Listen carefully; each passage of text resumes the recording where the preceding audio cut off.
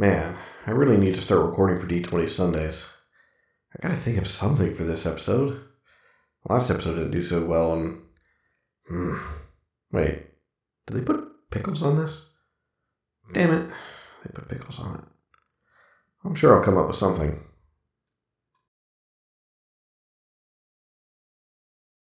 Man, I got like an hour before the recording session. The hell do I talk about? Man, can't seem to think of anything. Do I want to talk about a story prompt, or a build, or maybe an adventure I went on recently? I don't know.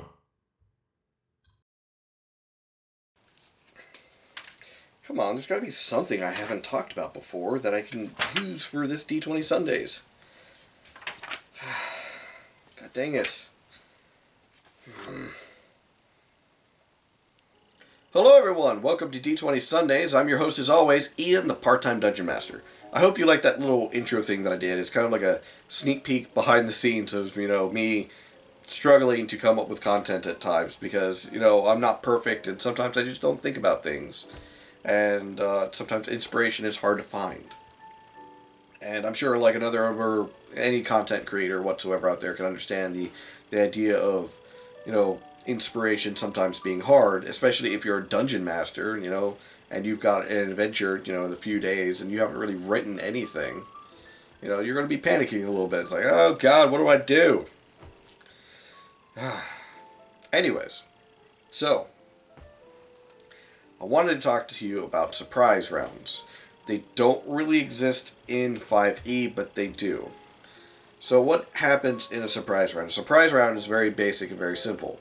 I'm going to read to you the rules. It's on page 189 of your player's handbook, and then we're going to talk a little bit more as to why I wanted to bring this up. So, the first paragraph under surprise is not that important. It has no real rules or anything or explanation, just kind of like an example. So, the DM determines who might be surprised. If neither side tries to be stealthy, they automatically notice each other. Otherwise, the DM compares the dexterity stealth checks of anyone hiding with the passive wisdom score of each creature on the opposing side. Any character or monster that doesn't notice a threat is surprised at the start of the encounter. If you're surprised, you can't move or take an action on your first turn of the combat, and you can't take a reaction until the turn ends. A member of a group can be surprised even if the other members aren't. Now, so what that means is, if you've got, the players come up in a group of bandits and they're not being stealthy, the bandits are going to hear them coming and they have time to get ready.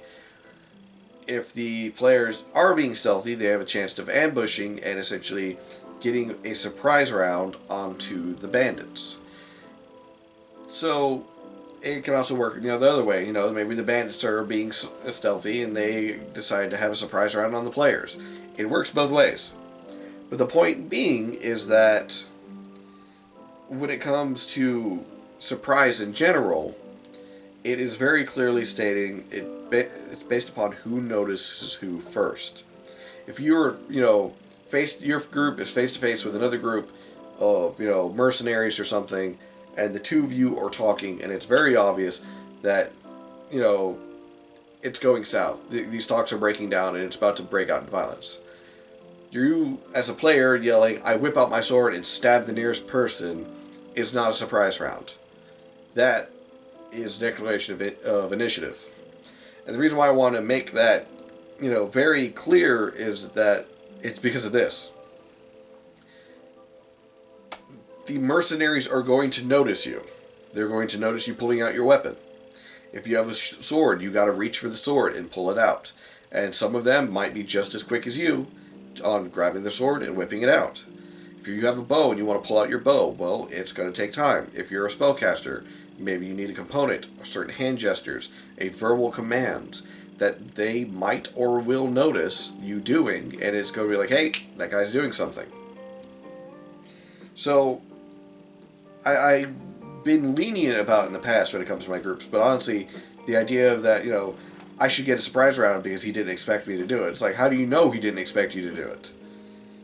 You don't know what the NPC thinks. Not to mention, when it comes down to it, he can see you reaching for your weapon. Unless you do something to be stealthy about it, to make sure that, they don't see you reaching for your weapon. For the most part, they're going to see you reaching for that sword, or for that bow, or whatever. So, declaring that, you whip out your sword and stab someone in the middle of conversation that's starting to get, especially if it's starting to get heated, that's not a surprise round, that's a declaration of initiative. Because, someone's going to be watching everybody, or at least watching another person. So the guy that's watching your character, when you declare that, the second you grab your sword, he's already pulling his out.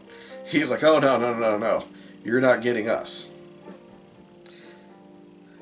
And as I said, I've encountered this a lot, both as a player and a dungeon master, to where players are, wanting to do something, immediately, or they're wanting to kind of, as initiative is being rolled, they're like, I want to do this as we're rolling for initiative.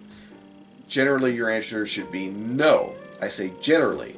There are exceptions to this, as there are exceptions to most rules, and this is pretty much a guideline more than anything.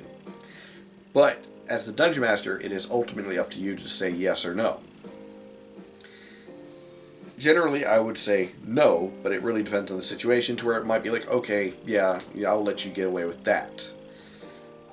But, at the same time, if they are able to, say, whip out their sword, stab someone, and then they roll for initiative, and they go first to the initiative, that means they get another extra free stab on somebody. And that's not how surprise rounds work. It's not how surprise works in 5e. Now, if the person is completely unsuspecting, has their back turned to the player, and then that happens, okay, yeah, that's fine. But in a situation in which, the two groups are face-to-face with each other, and, someone has eyes on the player, it's going to be a lot harder to pull that off. Anyways, I wanted to talk about that, and I know this probably isn't my longest D20 Sundays. It's probably rather short, all things considered.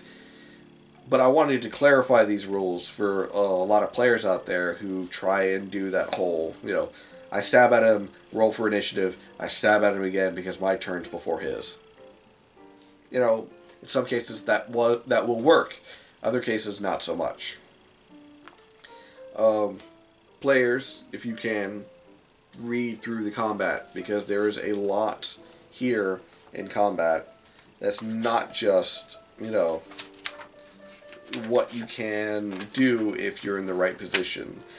There's all sorts of things about difficult terrain, being prone, the ready action, the, making an attack with spells, holding a spell, so on and so forth.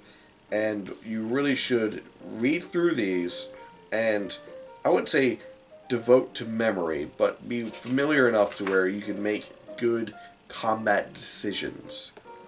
This also goes in tie with the previous video that I did talking about stop hurting your allies. Basic Tactics 101. Anyways, I'll catch you guys in the next video. Laters.